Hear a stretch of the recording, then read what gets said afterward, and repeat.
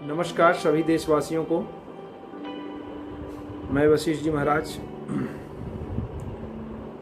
ज्योतिषाचार्य और कथावाचन, राष्ट्रीय सनातन संस्कृति और सनातन के मुद्दों से जुड़े हुए विषयों पर बीच बीच में आप लोगों के बीच में उपस्थित होता रहता हूँ। आज एक बहुत महत्वपूर्ण विषय पर आप लोगों के बीच में उपस्थित हुआ हूँ। पिछले दिनों आपने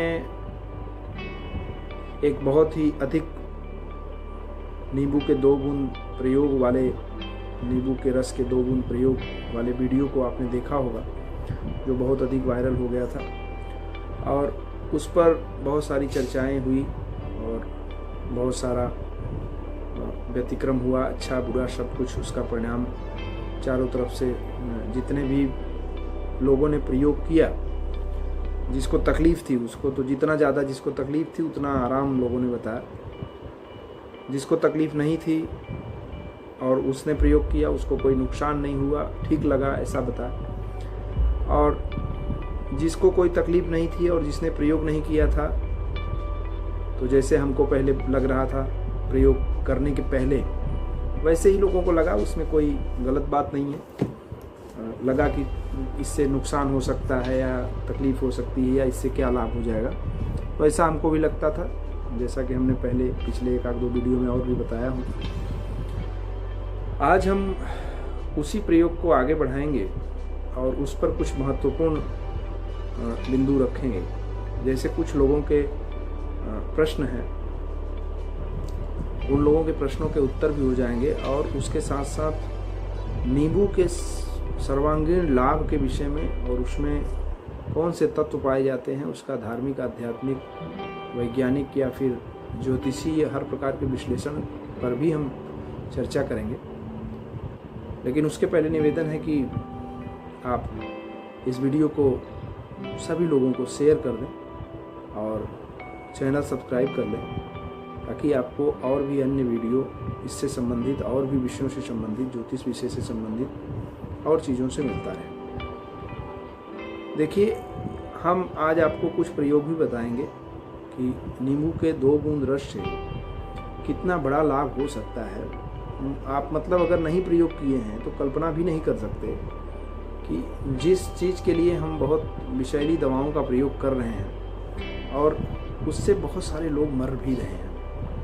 मैं नहीं कह रहा हूँ, आप संकेतों में समझ लीजिए। अभी तो बाबा जी भी लाइव बहुत सारी जगह बोल चुके हैं, जो कि मैं पहले कह रहा था, कोई हमारे सपोर्ट में, समर्थन में बोल नहीं रहा था। हालांकि बहुत सारे लोग, बहुत सारे सनातन जो पथ के पथिक हैं, वो बहुत सारे लोग ऐसी बातें कर रहे हैं, लेकिन उनकी बातों को अनसुना किया जा रहा है और उसका कारण आप लोग जान ही रहे हैं। संकेत से समझिए।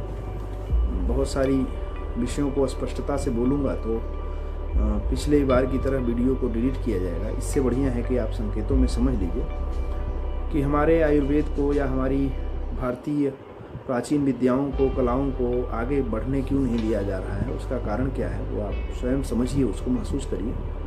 तो अभी बाबा जी ने भी बोल दिया कि भाई बहुत सारे लाखों लोग इन जहरीली और विषैली दवाओं से मर रहे हैं। तो अब आप समझ ही गए होंगे और आप समझ लीजिए क्या है।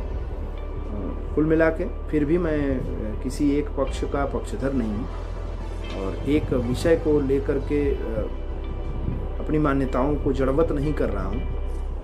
मेरा स्पष्ट संकेत है कि हर प्रकार से बहुत सारी आधुनिक दवाइयाँ बहुत तत्क्षण रामबाण की तरह काम कर रही हैं, जो कि एक बहुत बड़े संकट से उबार रही हैं। बहुत सारे लोगों को उसका भी आराम मिल रहा है। और आप आयुर्वेद और जो और पद्धतियां हैं, प्राकृतिक चिकित्सा पद्धति है, उसका क्या लाभ है इस महामारी में, इस बीमारी में, इस समय में आप लोग समझ ही चुके होंगे कि इसका क्या लाभ है, कितना बड़ा लाभ है। तो फिलहाल हम अपने मूल विषय पर आते हैं।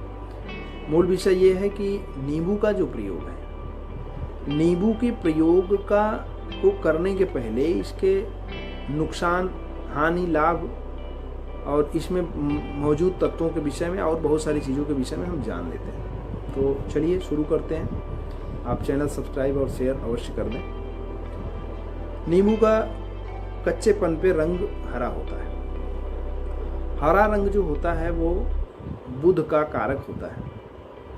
उसकी पत्तियां भी हरी होती हैं और प्रायः बहुत सारी वनस्पतियां हरी होती हैं। उस समय तक उसमें उस रंग का कारक बुध होता है, लेकिन नींबू पक जाने के बाद पीला हो जाता है। पीले रंग का कारक जो होता है वो गुरु होता है। और नींबू में जो रस होता है, उस रस को अगर हम ध्यानपूर्वक देखेंगे तो वह रस तरल है। तरल का जो कारक है, पानी का जो कारक है वो चंद्रमा है, लेकिन उसमें जो स्वाद है वो खट्टा स्वाद है। खट्टा स्वाद का जो कारक है वो केतु है। तो इसको अगर हम पूर्ण रूप से देखें ध्यान से तो ये गुरु ग्रह, केतु ग्रह, चंद्रमा ग्रह है ना। और यह गोला है, रंग में आकार में यह गोला है। गोला आकार बुध का सूचक, तो बुध का भी यह कार्य कर रहा है। बुध जब किसी का स्वाद सुगंध चला जाता है ना, तो उसका कारक है। नाक से संबंधित कारक और वायु से संबंधित कारक, पेट से संबंधित, आंत से संबंधित कारक गुरु है। और गुरु इन सब से संबंधित कारक है। गुरु का कारक ये सब है। और उसके साथ साथ अगर हम ध्यान पूर्वक देखें तो हमारे जो छाती में, सीने में कफिंग की समस्या होती है, कफ होता है, कोल्ड होता है, पानी भरता है, इन सब का कारक चंद्रमा है। तो इन सब को आप ध्यान से देखेंगे तो नींबू का सीधा असर इन सब पर होता है। ठीक, एक तो ये हो गया। दूसरा, अगर इसमें हम देखें तो नींबू सदियों से भूत प्रेत, तंत्र मंत्र, अनेक प्रकार की बाधाओं के लिए तांत्रिक, मांत्रिक, यांत्रिक, पूजा पाठ के पुजारी, पंडित, मौलवी, बहुत सारे लोग करते आए हैं। तो इसको भी आप देख सकते हैं कि यह प्रयोग सदियों से नकारात्मक शक्तियों पर विजय प्राप्त करने के लिए होता आया है।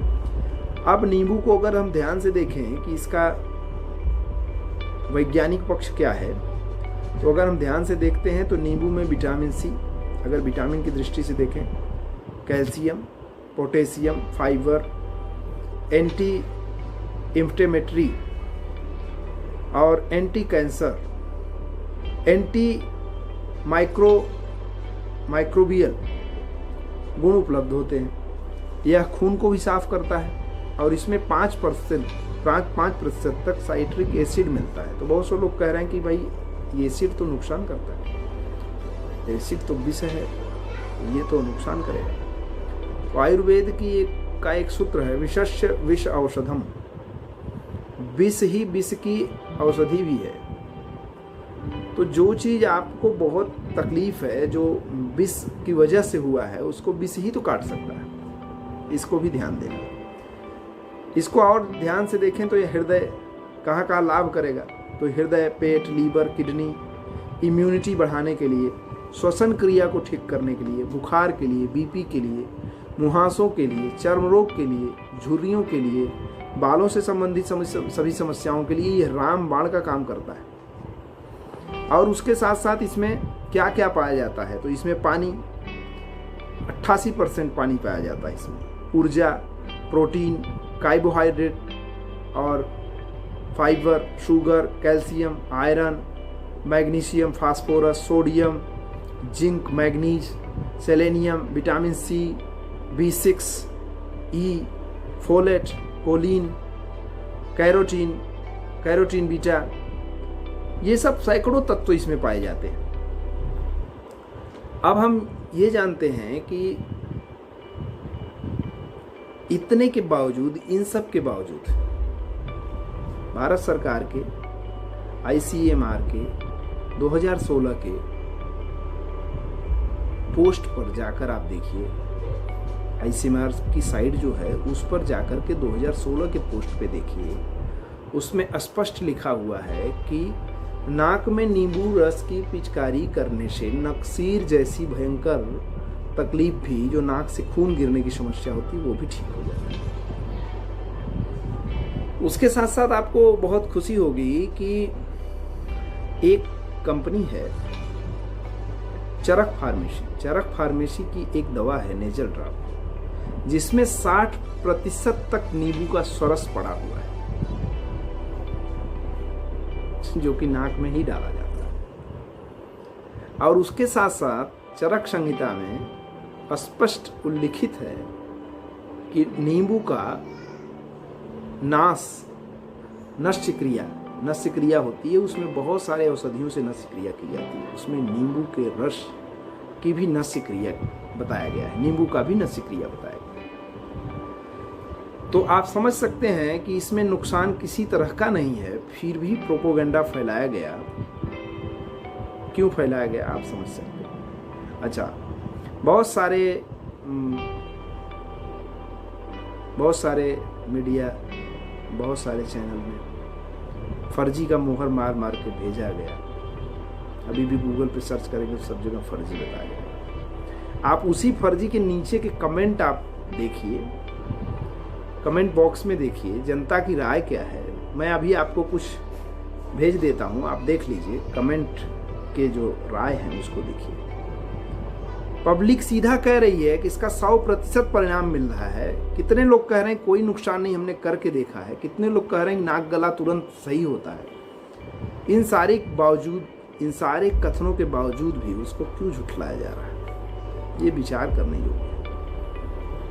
मैं तो ये कह नहीं रहा हूँ कि और सभी दवाइयाँ बंद कर दी जाएं और सभी पैथी बंद कर दिए जाएं, हम तो ऐसा नहीं कह रहे हैं। हम तो कह रहे हैं सब चीज़ का प्रयोग करिए, लेकिन इसको कर लेने से अगर कोई नुकसान नहीं है और केवल लाभ ही लाभ है तो क्या दिक्कत है।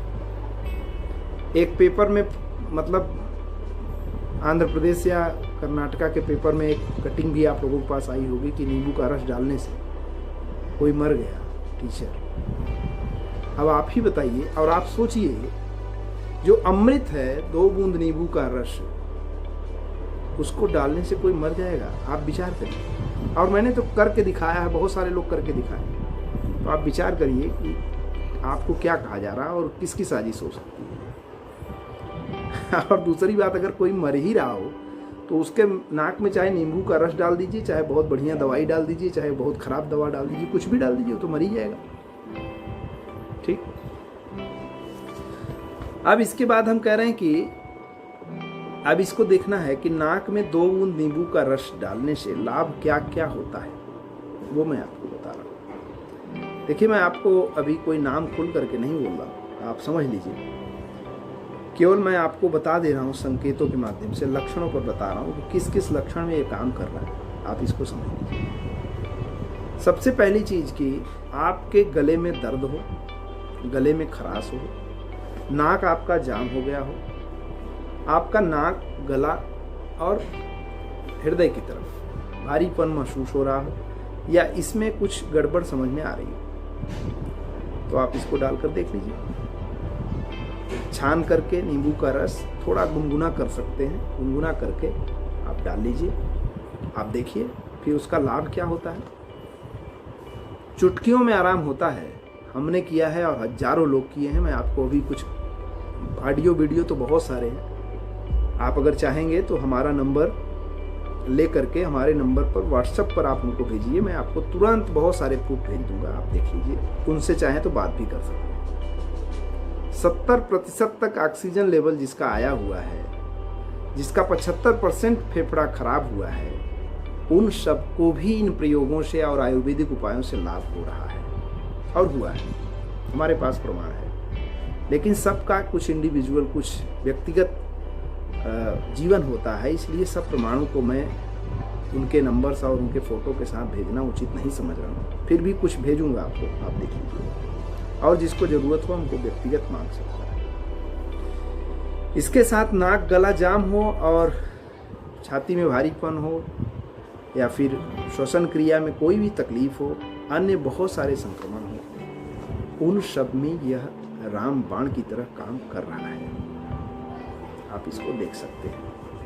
बहुत सारे हमने प्रयास बीच में बहुत सारा इस पर किया, बहुत सारे लोगों को अनुभव शेयर करने के लिए बोला था, और अनुभव आता था तो हम आप सब लोगों को भेजते थे। तो बहुत सारे लोगों का ये आग्रह था कि गुरुजी बस इसी विषय पर, एक ही विषय पर आप कहते जा रहे हैं, उससे छवि और ये वो दुनिया भर की बातें। मैं आप सभी लोगों से ये प्रार्थना करूँगा कि देखिए, हमको अपनी छवि की चिंता नहीं है। अभी इस समय पूरी मानव जाति संकट में है, तो मैं अपनी छवि लेकर क्या करूँ, और इस छवि का मतलब क्या है, अर्थ क्या है, आप ही बताइए।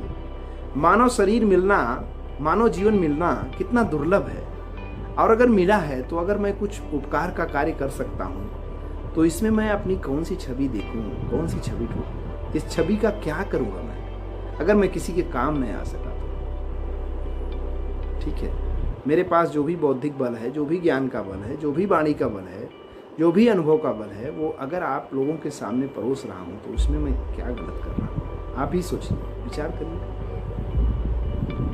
दूसरी बात कि अगर हमको अपने छवि की बात होती या फिर हमको फेमस होना होता, तो आप ही सोचिए कि ना मैंने उसमें अपना नंबर डाला है, ना अपना नाम बताया है उस वीडियो में, ना कोई हमने लिंक दिया है, सादा क्यों भेजा हूं? क्योंकि दो कारण थे। एक कारण ये था, और क्यों इतने विश्वास के साथ मैंने बोला है उस वीडियो में, उसका कारण यही था कि इतने विश्वास के साथ और श्रद्धा के साथ मैं नहीं बोलूँगा तो कोई जल्दी उपयोग ही नहीं करेगा, क्योंकि थोड़ा उटपटांग लग रहा था हमको भी शुरू में, तो जल्दी प्रयोग नहीं करेगा, और प्रयोग नहीं करेगा तो उसका लाभ नहीं मिलेगा, उसको लाभ मिले, इसलिए हमने इस तरह से बात की है उसमें। आपको लगा होगा कहीं कहीं अतिशयोक्ति है, बिल्कुल हो सकता है अतिशयोक्ति, इसीलिए क्योंकि जब कोई चीज़ सामान्य ढंग से बात करने पर आप प्रयोग नहीं करते हैं तो उसको अतिशयोक्ति करके बोल दिया गया। जब उसको, जिसको लाभ मिला, उसको समझ में आ गया कि नहीं, अतिशयोक्ति नहीं, ये बिल्कुल सही है, जिसको लाभ मिला है उसको समझ में आया, जैसे हमको मिला था तो हमको समझ में आया। ठीक है, तो अपने आपके और इस समाज के कल्याणार्थ ही हमने उस वीडियो को प्रेषित किया था, और हमारा कोई उद्देश्य नहीं था। लेकिन गुरु में लघु होता ही है, बड़ी चीज़ में छोटी चीज़ होती ही है। तो अगर कोई आप बड़ा कार्य करेंगे तो नाम, सम्मान, ख्याति अपने आप ही मिलेगी आपको चिंता करने की उसकी ज़रूरत नहीं, आवश्यकता नहीं। हाँ, ये है कि इतने के बावजूद भी अगर हमारे द्वारा आप लोगों को, किसी को भी कोई तकलीफ हुई हो, कोई चोट पहुँची हो, कोई दिक्कत हो, कोई समस्या हो, तो मैं आपसे क्षमा प्रार्थी हूँ। और मैं चाहता हूँ कि आप यह भी वीडियो हमारा सभी लोगों तक हृदय खोल करके प्रेषित करें, क्योंकि आप ही के कारण, आपके ही भेजने के कारण एक ही दिन में चैनल पर 8,500 सब्सक्राइबर हो गए थे। ये आप लोगों की ही का ही स्नेह है, तो आप अपना स्नेह ऐसे ही बरकरार रखिए और सभी लोगों तक यह वीडियो अवश्य भेज दीजिए। मिलेंगे पुनः, दोबारा मिलेंगे नए विषय के साथ, तब तक के लिए नमस्कार, धन्यवाद।